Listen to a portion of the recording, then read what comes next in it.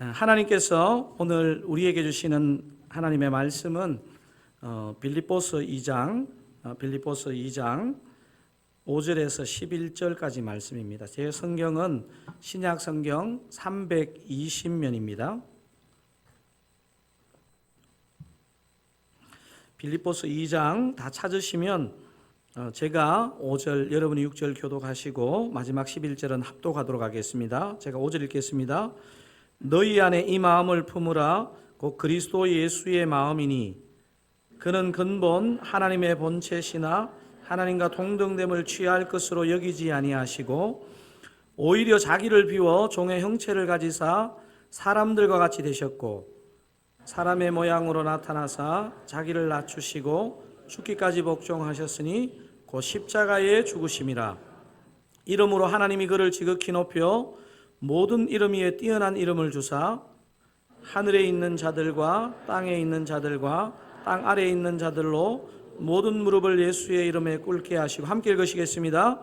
모든 입으로 예수 그리스도를 주라 시인하여 하나님께 영광을 돌리게 하셨느니라. 아멘. 김영국 목사님께서 제자훈련 기독교의 생존 방식이란 책에서 예수님을 생명의 밥으로 표현하는 내용이 나오는데 참 의미 있는 설명이 있어서 여러분과 한번 이렇게 나누고자 합니다. 제가 그 내용을 한번 읽어드리겠습니다. 현상적으로 드러난 문제가 아닌 근본 문제를 파고들던 어느 날 성경이 아니라 만화를 읽다가 성강처럼 한국교회의 근본 문제가 선명해졌다. 허영만 화백이 그린 식객 1권 5화 밥상의 주인이었다. 만화는 한 잡지사의 일본 자매회사 간부들이 한국을 방문하면서 시작한다. 이들에게 한국의 대표 음식을 선보이려 한정식 집으로 초대한다. 그런데 밥상을 가득 채운 음식 가지수는 놀라웠지만 정작 음식 하나하나는 감동을 주지 못한다. 주인공 진수는 이 평가를 받아들인다. 회사 상사인 국장은 한국의 대표 음식을 다시 소개하라는 엄명을 내린다. 고민 끝에 진수는 친구 성찬의 도움을 받아 이들을 다른 한정식 집에 초대해서는 된장찌개와 김치, 김구이와 간장만 내놓는다. 화들짝 놀란 국장은 이게 전부야? 라며 다른 데로 옮기자고 법석을 뜬다. 이때 음식 칼럼니스트인 서적기 상이 말한다.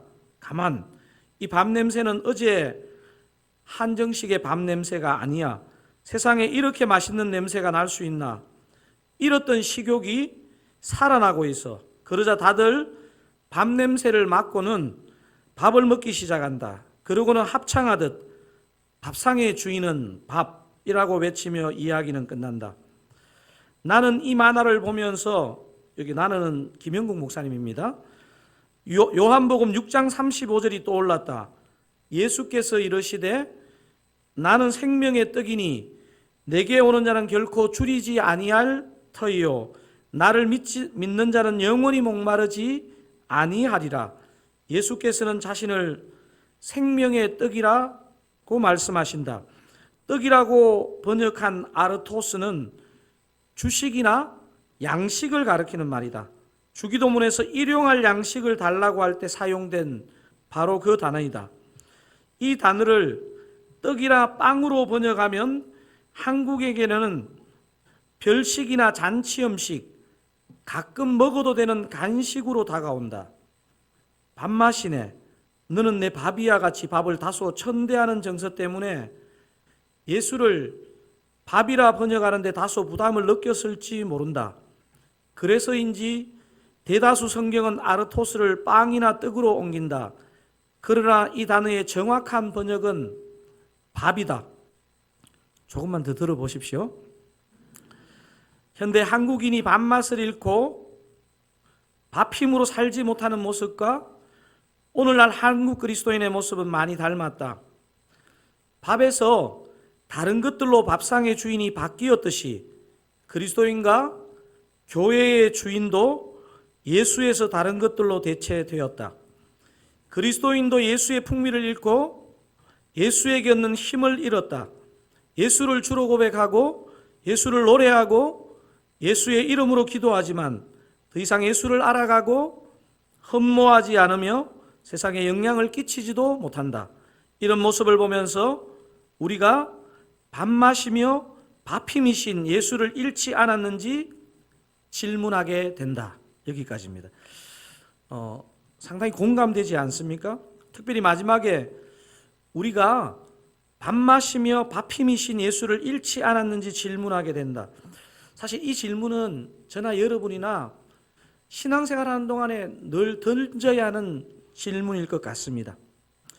오늘 우리가 다루게 되는 본문 빌립보서 2장 5절에서 11절은요, 기독교의 2000년 역사에서 가장 많이 다루고 중요하게 봤던 본문 중에 하나입니다. 바로 예수님의 성육신, 인카네이션을 다루는 본문입니다. 기독교의 모든 교리가 나름의 의미가 있고 중요하겠지만 예수님의 성육신이야말로 가장 기독교적인 교리입니다. 여러분, 2000년 기독교회사에서 수많은 이단이 등장했지 않겠습니까? 어떤 교리에서 이단이 가장 많이 등장했을까요? 제가 살펴보니까 예수님을 다루는 이 기독론에서 가장 많은 이단이 나왔더라고요. 그게 왜 그런가 생각해 보면요, 그 기독론 예수님 자체가 가장 중요하기 때문에 사단이 건드린 것입니다. 그렇다면 오늘 본문 빌립보서 2장 5절부터 바울은 왜 예수님의 성육신을 다루고 있을까요? 지난 두 주일의 그 본문, 그 주절을 한번 생각해 보면 쉽게 답을 얻게 되는데요. 강 목사가 질문할까 봐 또 긴장하시는 것 같은데요. 내니 두려워 마십시오. 지난 두 주일의 주절이 뭐라고 얘기했습니까? 자막으로 준비했습니다. 지지난 주일 본문의 그 1장 마지막 부분의 그 주절은 뭐라 그랬습니까? 그리스도의 복음에 합당하게 생활하라, 요게 주절이라 그랬습니다. 그리고 지난 주일 빌립보서 2장 1절에서 4절의 주절은 뭐라 그랬습니까? 나의 기쁨을 충만하게 하라. 기억이 좀 나시죠? 자막을 잠깐 띄워두시고요. 우리는 지지난 주일 그리스도의 복음에 합당하게 생활하는 방법이 무엇인지에 대해서 생각해 보았습니다. 그리고 지난 주일 하나님의 기쁨을 충만하게 하는 방법도 생각해 보았습니다. 사실 이 두 주일의 본문은 표현만 좀 다르지 그 안에 들어있는 본질은 같습니다. 그리스도의 복음에 합당하게 생활하기 위해, 하나님의 기쁨을 충만하게 하기 위해 바울은 반복적으로 저와 여러분에게 강조한 것이 있었습니다. 뭐였을까요? 첫째도 하나됨, 둘째도 하나됨, 셋째와 넷째도 하나됨이라는 강조를 했습니다. 사랑하는 사랑가족 여러분, 제가 이쯤 설명드리면 오늘 본문에서 바울이 왜 이 빌립보서 2장 5절에 11절에서 왜 예수님의 성육신 얘기를 꺼내는지 좀 이해할 법하지 않습니까? 그렇습니다. 그리스도의 복음에 합당하게 생활하려면, 하나님의 기쁨을 충만하게 하려면, 하나됨을 진짜 알려면 예수님과 예수님의 성육신을 보면 된다는 것입니다. 자, 이런 흐름에서 오늘 본문의 첫 절인 빌립보서 2장 5절을 한번 읽어보기를 원합니다. 2장 5절 읽겠습니다. 너희 안에 이 마음을 품으라. 곧 그리스도 예수의 마음이니. 그리스도의 복음에 합당하게 생활하기 위해, 하나님의 기쁨을 충만하게 하기 위해 저와 여러분이 해야 할 것이 있다는 사실입니다. 무엇이죠? 너희 안에 이 마음을 품으라. 이 마음이 뭡니까? 그리스도 예수의 마음을 품으라는 것입니다.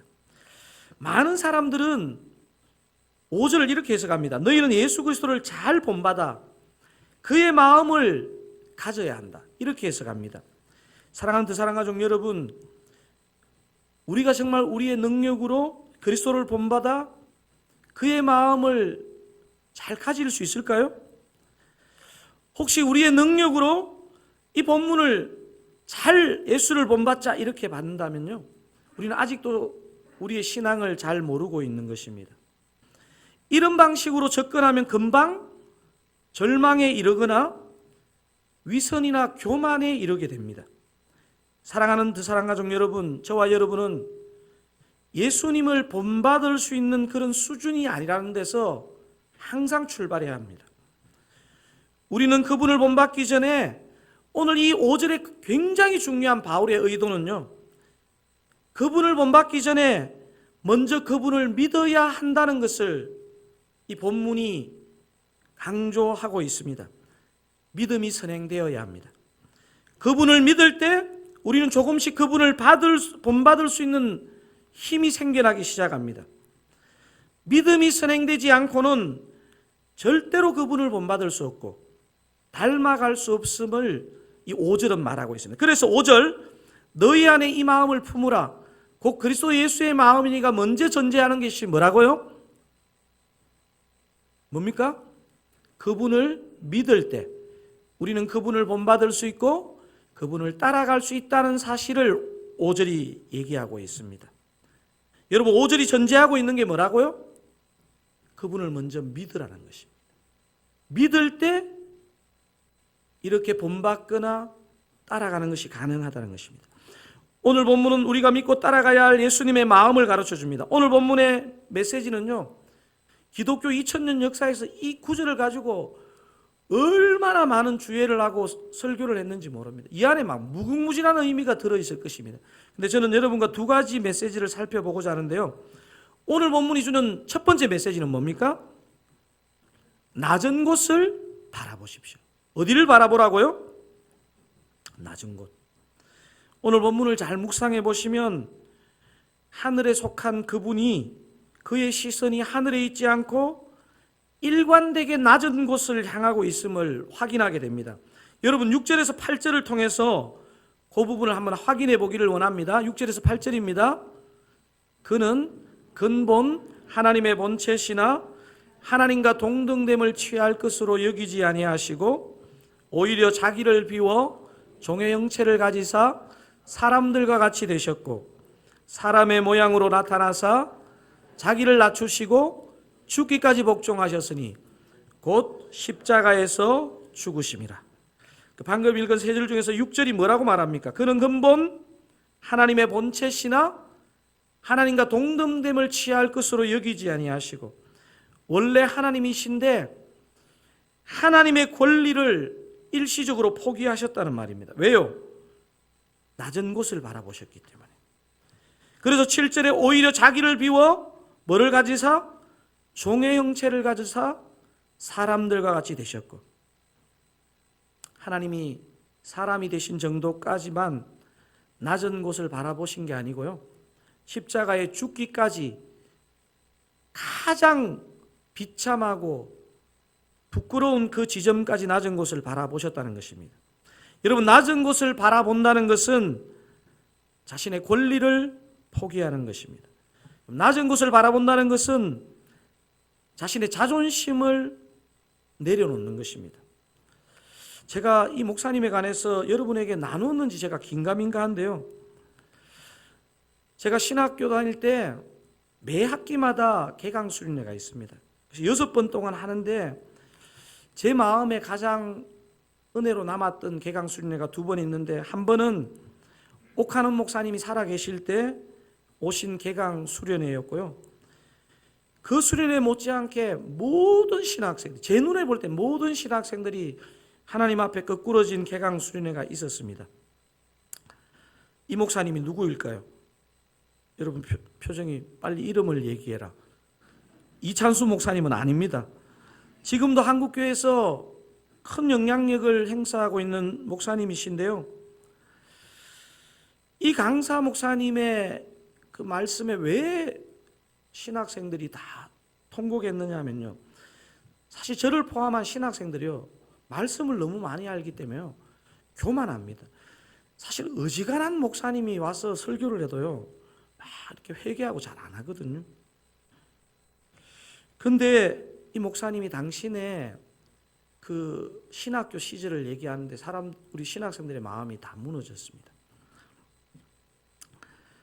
많은 신학생들은 그날 밤 그 목사님이 어떻게 능력 있는 목회를 할 수 있는지 방법을 가르쳐 주는 줄 알았습니다. 그런데 이 목사님이 신학교 갔을 때 5년 동안 전도사라는 직분을 뒤로하고 시각장애인들과 함께하는 시간을 보냈습니다. 이 목사님 보니까 그냥 평범하게 신학교를 오신 분이 아니고요. 중학교 시절에 이미 집이 폭삭 망해서 중학교 때부터 공장에서 일을 하면서 중학교, 고등학교를 다니시고 대학을 오시더라고요. 이분 말씀에 의하면 그분이 당시에 시각장애인 남자들이 가장 좋아하는 놀이가 빨간 돼지저금통에 동전을 하나 넣어서 그것을 가지고 축구놀이를 하는 것인데 막 진짜 저녁이 돼도 집에 가지 않을 만큼 이 축구놀이를 시각장애인들이 좋아했대요.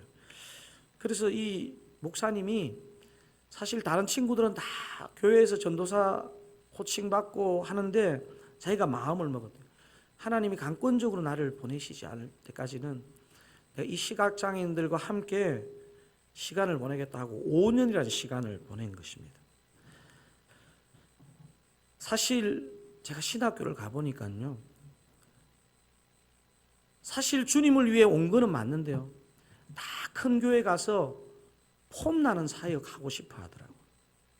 사람들이 알아주지도 않는 그런 시각장애인들과 돼지저금통을 그냥 차면서 그냥 그렇게 시간을 보내는 것을 잘 보내는 것으로 그렇게 생각하지 않더라고요.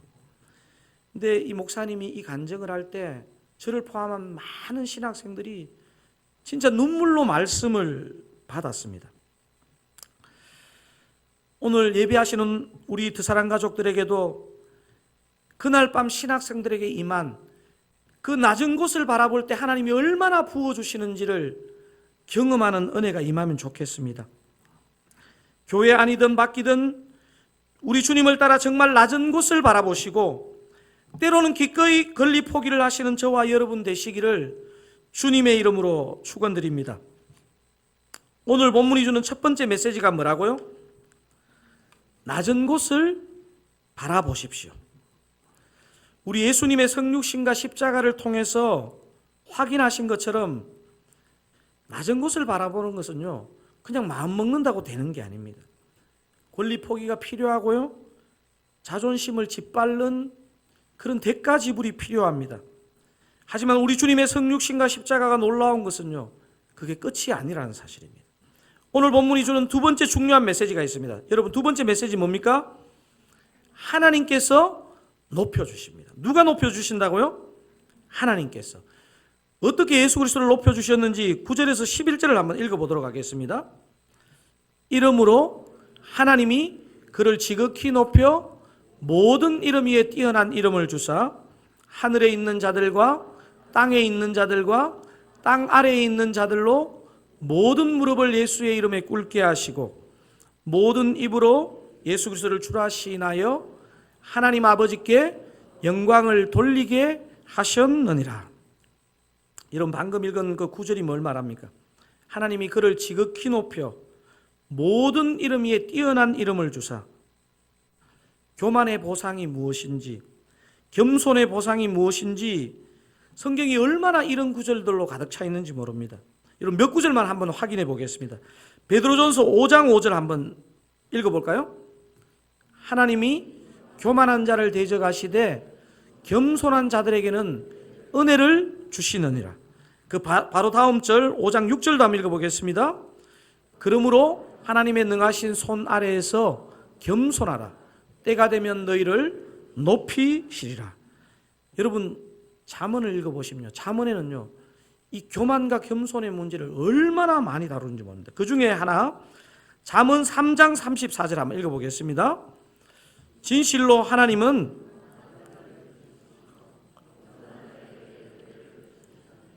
아멘이십니까? 잠언 27장은요 특별히 우리가 마음에 새길 만한 구절입니다. 우리의 대인관계 속에서 사람들과 대화 속에서 기억할 만한 구절인데요, 잠언 27장 2절 한번 읽어보겠습니다. 타인이 너를 칭찬하게 하고 내 입으로는 하지 말며 외인이 너를 칭찬하게 하고 내 입술로는 하지 말지니라. 사실 저는 이 빌립보서 2장 5절에서 11절 이 구절과 관련한 가슴 찐한 사연이 있습니다. 제가 신학교 입학했을 때 큰아들이 7살, 둘째 아들이 6살, 셋째 딸이 5살이란 말씀을 드린 적이 있죠.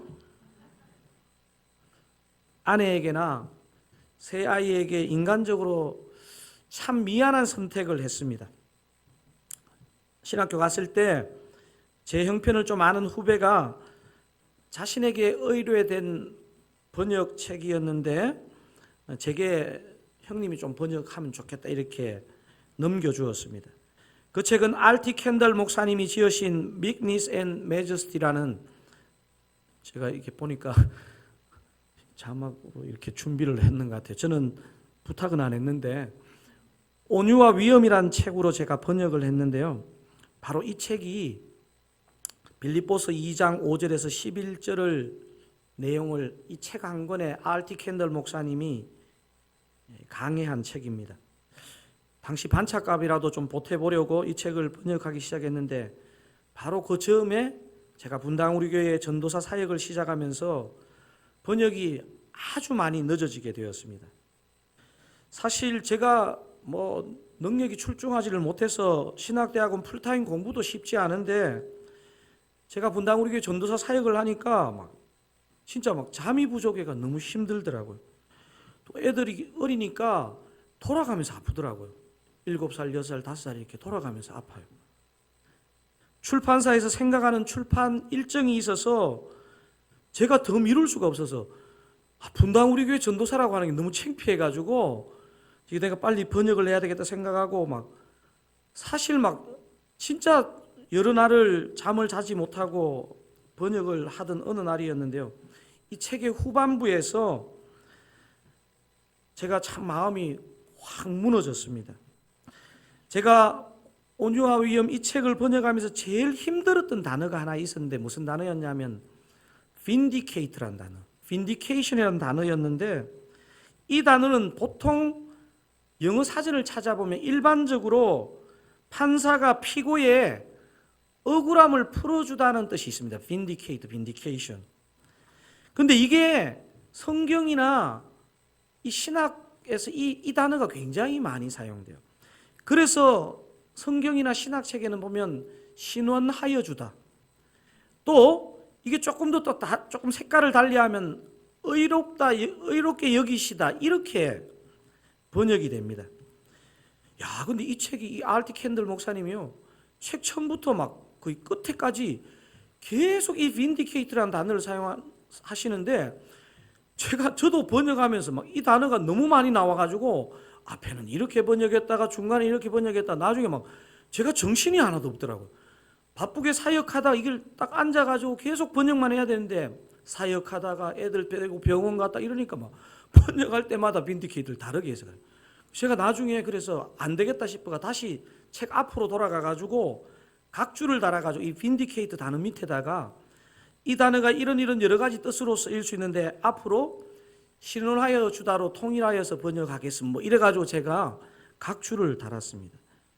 그런데 R.T. 캔들 목사님이 이 책의 거의 끝부분에 가가지고 이 예수님의 빈디케이션을 얘기하면서요, 우리 주님이 우리의 억울함을 풀어주시러 이 땅에 오셨는데 당신은 정작 이 땅에서 자신의 억울함을 풀지 못하고 이 땅의 생을 마감했다는 얘기를 하는데 제 마음이 그 방에 좁은 서재에서 저 혼자 이렇게 밤늦게 번역을 하다가 졸다가 이러다가 갑자기 이 대목을 딱 접하면서 제 마음에 탁 들어오면서 제가 눈물이 확 터졌습니다.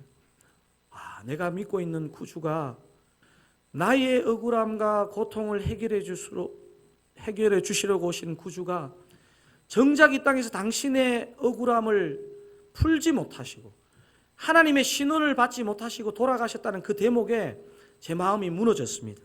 여러분, 그래서 복음서의 끝에 보면요, 예수님이 마지막 하신 말씀이 뭐냐면 엘리 엘리 라마 사박단이란 말입니다. 나의 하나님 어찌하여 나를 버리시나이까. 우리 주님은 억울함을 풀지 못하시고 신원을 받지 못하시고 돌아가셨다는 그 부분이요, 제 마음에 마치 이렇게 못자국처럼 남았습니다. 사랑하는 사랑가족 여러분, 우리는 너무 빨리 우리 자신의 힘과 방법으로 우리의 억울함이든지 우리의 상처든지 우리의 무엇을 빈디케이션 하려고 하지 않습니까? 죄 없으신 우리 주님은 저와 여러분의 억울함을 푸시기 위해 우리 대신 돌아가셨는데 정작 자신의 억울함을 풀지 못하고 돌아가셨다는 것을 여러분 꼭 기억하시면 좋겠습니다.